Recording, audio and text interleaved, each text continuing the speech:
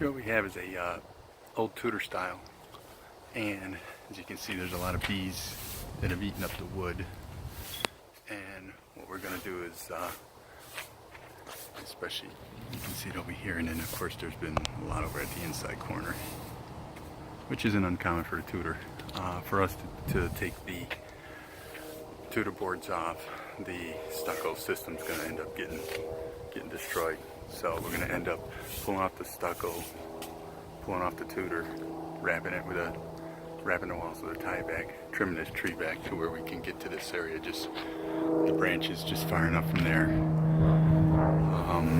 The horizontal brown siding up top is probably going to be best suited going with a brown vinyl,